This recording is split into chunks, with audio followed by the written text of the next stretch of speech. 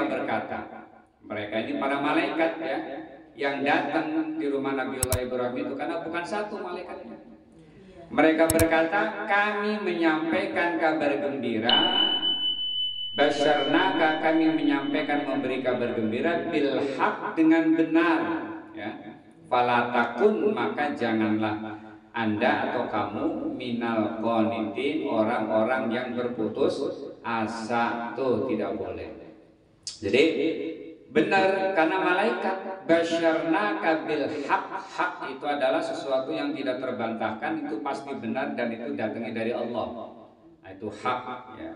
Jadi yang yang diambil pelajaran besar yang paling bawah, jangan kita itu menjadi orang-orang yang putus asa. Jangan kita merasa bangga dengan apa yang ada. Kita tidak boleh berputus asa terhadap apapun yang tidak ada dari kita. Gak boleh ya. Kita nggak boleh sombong terhadap apapun yang ada sekarang nih ya. Dan juga kita tidak boleh putus asa dari apa yang tidak ada dari kita. Apa aja bentuknya ya. Mau harta ke, mau ilmu ke, kedudukan ke, kita nggak boleh berputus asa. Ya, gua masuk sekolah cuma SD doang, kan gitu ya. Wah, nggak bakalan deh kita mama sukses. Itu nggak boleh, nggak bisa begitu. Berapa banyak orang yang lulusannya cuma SD ya, lalu dia bergaul, bekerja di satu perusahaan, dia kenal bisa paham, dia sampai jadi sukses padahal ijazahnya SD. Berapa banyak orang yang sudah bekerja menjadi seorang manajer ya, sukses padahal SD. Tapi sebaliknya berapa banyak orang yang kuliah sudah S1, S2, S3, udah kelar semua sekolah tuh ya, tapi tetap aja dia ya. Nah, jadi ujung-ujungnya kita tidak boleh ketika kita misalnya ada, punya modal, punya usaha, punya ilmu, punya kekuatan, punya jabatan, itu kita tidak boleh sombong terhadap apa yang ada. Dan sebaliknya kita tidak boleh putus asa terhadap yang belum ada pada diri kita.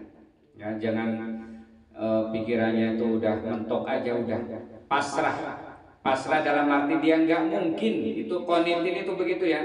Orang-orang yang berputus asa itu orang-orang yang pikirannya itu nggak mungkin tuh, ya. Udah pikirannya nggak mungkin aja. Itu ya, jadi tidak bisa begitu. Berapa banyak kalau kita lihat misalnya di video-video sering kita lihat itu. Ya kalau secara lahir nggak mungkin dia bisa umroh, bisa haji, ya kan? Tapi ketemu dengan seorang dermawan yang kaya, ya kan? Dia kasihan, dia haji itu, ya kan? Dia umrohin bisa. Kenapa? Itu Allah lah yang sudah merubah itu, ya. Yang sudah membolak-balikan hati orang. Nah, jadi kita nggak boleh mengatakan nggak mungkin, ya. Jadi sesuatu yang kelihatannya secara lahir tidak mungkin, bagi Allah tuh nggak berlaku, ya. Allah hanya ingin melihat sejauh mana dia itu ruku sujudnya kepada Allah. Dalam kondisi seperti itu tuh, sejauh mana Allah tuh ingin lihat prosesnya tuh, ya. Coba masih tetap berjamaah subuh enggak? Kan gitu ya. Karena dalam sholat subuh itulah keberkahan. Itu doa Nabi ya, sahih hadisnya. Allahumma barik li ummati fi bukuriha. Ya Allah, berkahi kepada umatku saat pagi itu. Kalau paginya pules, nggak dapat doa itu, ya kan? Lah kita paginya jam 8 baru bangun, jam 9 baru bangun, gimana mau dapat hadis itu, doa Nabi itu, ya? Walaupun nggak ada kerjaan, walaupun nggak ada apa-apa, pagi harus bangun berjamaah. Apalagi sampai berjamaah, sholat sunnah sebelum subuhnya aja, ya, rakaatani qabla rakaatal fajri, 2 rakaat fajar itu yang sunnah itu lebih baik daripada dunia dan seisinya. Dunia dan seisinya itu 2 rakaat sebelum subuh, ya, 2 rakaat fajar sunnah itu lebih baik daripada dunia dan seisinya. Belum lagi sholat subuhnya. Apalagi ditambah sholat isyraq. Kalau sholat isyraq itu ikut berjamaah sholat subuh, lalu dia i'tikaf nggak keluar masjid sampai terbit matahari, baru dia sholat, namanya sholat isyraq tuh ya. Kita barangkali yang kerja mah nggak keburu, paling nggak kan ketemu Sabtu Minggu ya kan, pas libur ya, seminggu sekali tuh diprogramin ya. Dari sholat subuh duduk nggak pulang sampai terbit matahari tuh ya, terbit matahari baru kita sholat sunnah 2 rakaat isyraq namanya ya. Kalau kita nggak sholat, maksudnya nggak pakai zikir ya, nggak i'tikaf di masjid, nggak zikir, terus sholat terbit matahari terus sholat, itu namanya duha ya. Bedanya di situ ya. Duha apa isyraq sih? Isyraq itu bagi yang sholat subuh berjamaah, duduk zikir kepada Allah sampai terbit matahari. Tuh, itu namanya isyraq ya. Dapat pahala isyraq. Fajar ya. Raqatul fajri mah tadi sebelum subuh ya. Sebelum subuh. Ini mah habis sholat subuh nggak ada sholat sunnah ya. Perbolehkan ya. Nih kita biasanya sholat fajar, maaf sholat sunnah sebelum subuh 2 rakaat ya kan. Satu ketika kita ini kepepet sampai di masjid sudah mulai sholat. Gimana? Udah kita ikut berjamaah. Nah, karena kita sudah terbiasa, saya biasa sudah melakukan, sudah rutin, lalu ketinggalan tuh.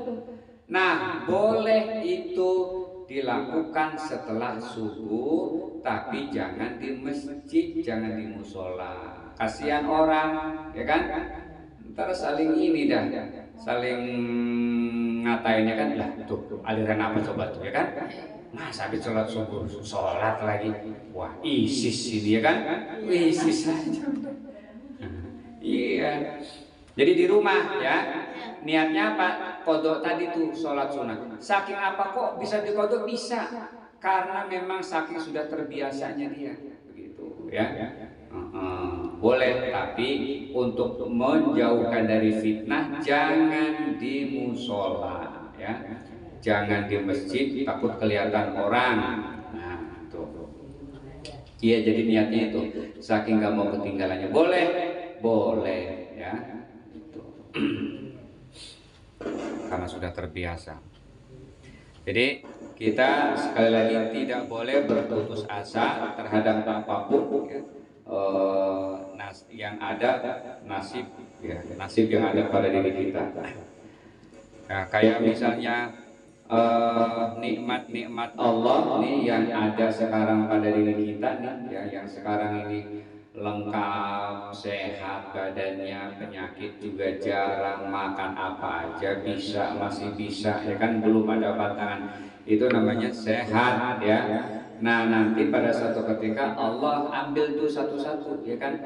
Iya, nggak pernah kena asam urat, sekarang ada asam urat, ada kolesterol ya kan, macam-macam tuh. Pasti cepat atau lambat itu nanti ada ya. Nah, apakah nanti nikmat yang ada pada diri kita hilang satu-satu itu kita putus asa? Ya tidak boleh ya, tidak boleh berputus asa. Kaila taksau ala ma fatakum, agar kalian semua tidak boleh berputus asa terhadap apapun yang hilang dari kita ya. Satu-satu nanti akan hilang, kita tidak boleh berputus asa.